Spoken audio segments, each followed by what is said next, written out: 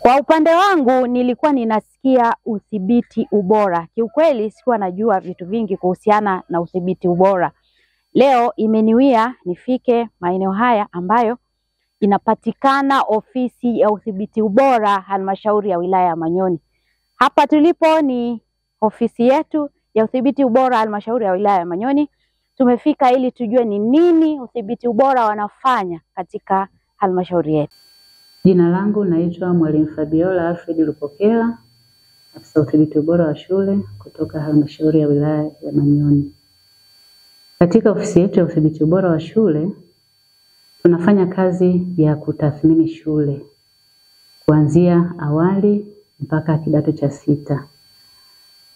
Na hii dhana ya udhibiti ubora wa shule ni dhana jumuishi, ambapo sisi kama udhibiti ubora wa shule tuna majukumu na wajibu wa kufanya kazi za tathmini ya shule, lakini kama inavyojulikana kwamba ni dhana jumuishi, tunapokwenda mashuleni pia kila shule ina timu ya udhibiti ubora wa ndani ya shule ambao na wenyewe wana lengo la kujitathmini, kuona hali ya shule yao ikoje kabla sisi hatujaenda kuwafanyia tathmini. Lakini pia kuna maafisa elimu kata ambao wao ni wadhibiti ubora wa shule walio karibu na shule. Nao pia wana wajibu wa kufanya tathmini ya shule. Lakini pia tunapokuwa tunakwenda mashuleni kwa ajili ya kufanya tathmini, tunazungumza na makundi lengwa. Tunapofika shuleni, tunaongea na mkuu wa shule, tunaongea na wakuu wa idara na walimu wa masomo mbalimbali katika shule husika. Pia tuna kundi lengwa la wanafunzi, tunaongea na wanafunzi, lakini tunaongea na bodi au kamati ya shule pamoja na wazazi au majirani wa shule. Ndio maana hii udhibiti ubora wa shule kwa sasa ni dhana jumuishi. Inaitwa dhana jumuishi kwa sababu kuna sisi, kuna walimu, kuna wakuu wa shule, kuna wanafunzi, kuna bodi au kamati za shule, lakini pia kuna afisa elimu kata kama ambavyo nimesema hapo awali, pamoja na jamii au majirani au wazazi wa wanafunzi wanaosoma shule husika. Hivyo kwa ufupi, hiyo ndio dhana ya udhibiti ubora wa shule. Nini tunafanya kama idara ya udhibiti ubora wa shule? Idara ya udhibiti ubora wa shule au wadhibiti ubora wa shule wanafanya kazi ya tathmini, tunaita tathmini ya shule. Na tathmini ya shule ziko aina 3 za tathmini ya shule.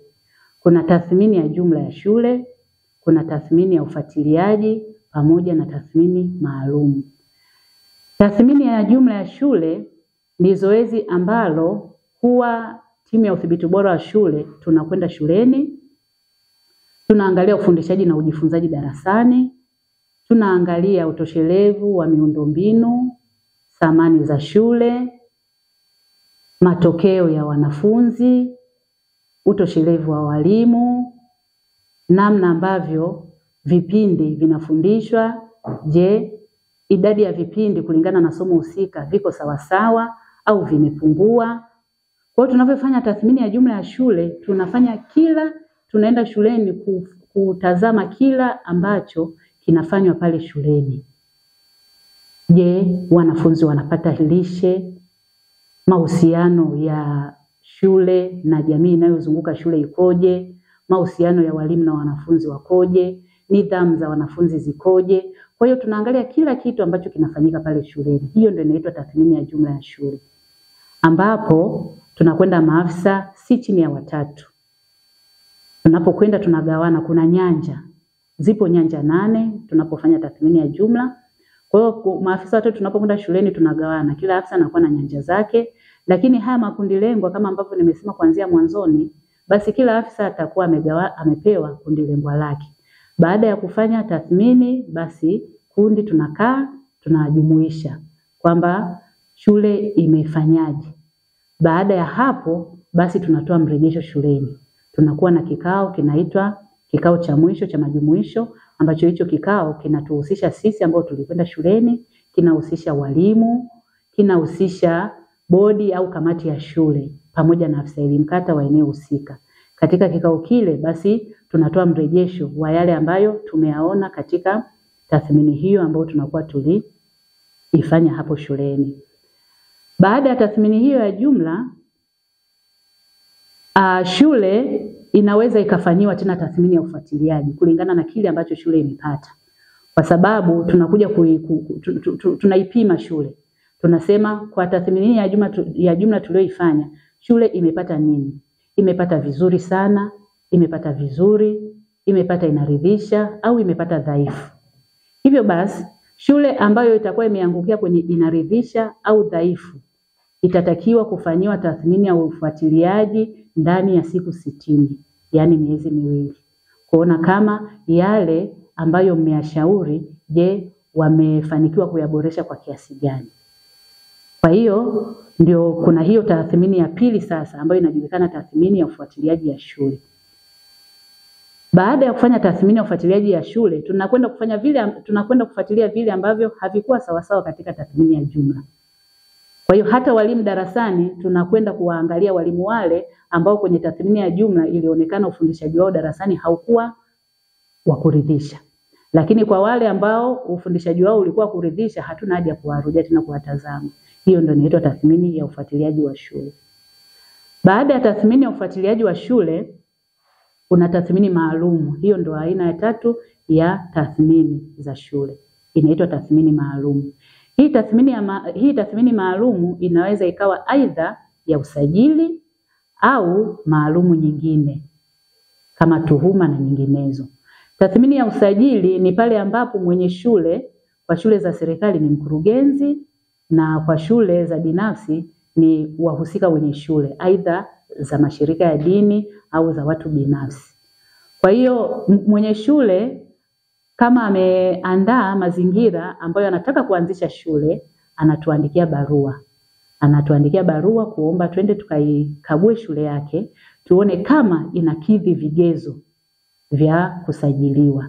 Hivyo tukipokea barua kutoka kwenye shule, basi timu ya mara nyingi huwa tunaenda watu 2 kutoka hapa kwetu, watakwenda sehemu husika na kwenda kuifanyia tathmini hiyo shule, kuona endapo kama itakidhi vigezo tuweze kuombea usajili. Na mara nyingi huwa tunakwenda kuangalia utoshelevu wa miundombinu, tunaangalia utoshelevu wa samani za shule, tunakwenda kuangalia utoshelevu wa vifaa vya ufundishaji na ujifunzaji kama vitabu, vifaa vya maabara kwa shule za sekondari, pamoja na mitaala. Je, mitaala husika kwa mitaala husika kwa level husika ambayo inaombea usajili ipo? Basi baada ya kukagua, baada ya kufanya tathmini hiyo, tunamshauri kamishna wa elimu. Tunaandika taarifa, tunaattach na barua, tunamwandikia kamishna wa elimu kuiombea hiyo shule usajili. Lakini endapo tukikuta shule haijakidhi vigezo, basi hatumwandikii barua wala taarifa kamishna, tunamwandikia mwenye shule ambaye ni mkurugenzi kama shule za serikali, au kama ni shule binafsi, basi kama ni mashirika ya dini, tunaandikia shirika husika na kuwashauri kwamba tumekwenda shuleni kwako lakini kuna mapungufu 1, 2, 3. Tunakushauri uyafanyie kazi na uyaboreshe mapungufu haya kabla hatujaiombea shule usajili. Hiyo ndio inaitwa tathmini maalum ya usajili. Lakini pia kuna tathmini maalum nyingine kama tuhuma na nyinginezo. Kwamba kwa mfano labda shule fulani kuna tetesi kuwa walimu wana mahusiano na wanafunzi, mahusiano ya kimapenzi, au kuna mgogoro ambao unatishia amani shuleni, au kuna janga la moto, au kuna mlipuko wa maradhi mbalimbali, au kuna uvamizi wa wanyama au wadudu wakali kama nyuki na wanyama wengine labda wa porini. Kwa hiyo kuna hatarisha maisha ya jamii iliyo pale shuleni. Kwa hiyo tukipata taarifa hizo, sisi tunakwenda mara moja kwenda kujiridhisha. Je, hizo taarifa zikoje? Kwa hiyo tunakwenda kufanya tathmini shule husika, na baada ya kufanya tathmini basi na sisi tunaandika barua na taarifa. Tunaandika taarifa afu tunaattach na barua, tunapeleka katika vyombo husika kwa ajili ya ushauri. Kwa hivyo kwa kifupi, hizo ndizo kazi ambazo tunafanya idara ya udhibiti ubora wa shule halmashauri ya wilaya ya Manyoni. Na mpaka sasa halmashauri ya wilaya ya Manyoni tuna jumla ya shule 120, ambapo kati ya hizo 120 shule 93 ni shule za msingi kuanzia awali mpaka darasa la 7 mpaka sasa, ambapo katika hizo shule 93 shule 88 ni za serikali na shule 5 ni za binafsi. Na kwa upande wa shule za sekondari tuna jumla ya shule 27, ambapo kati ya hizo 27 shule 23 ni za serikali na shule 4 ni za binafsi. Kwa kweli tunamshukuru sana Rais wetu wa Jamhuri ya Muungano wa Tanzania Dr. Samia Suluhu Hassan, ambaye katika uongozi wake kwa muda mchache tumeshapata idadi ya shule ambazo zimeongezeka. Tuna shule za sekondari 5 mpaka sasa ambazo zimeombewa kwa mwaka huu tu kuanzia Januari mpaka sasa mwezi wa 3. Kuna shule za sekondari 5 zimeombewa usajili, lakini pia shule za msingi zimeongezeka kwa kiasi kikubwa sana. Na yote hii ni juhudi zake za kuboresha katika sekta ya elimu, kwamba anatoa mafungu kwa ajili ya kuboresha elimu. Basi na halmashauri ya wilaya Manyoni haiko nyuma, wanajitahidi sana kuhakikisha basi kweli elimu inaboreka katika kuongeza miundombinu na kuanzisha shule nyingine.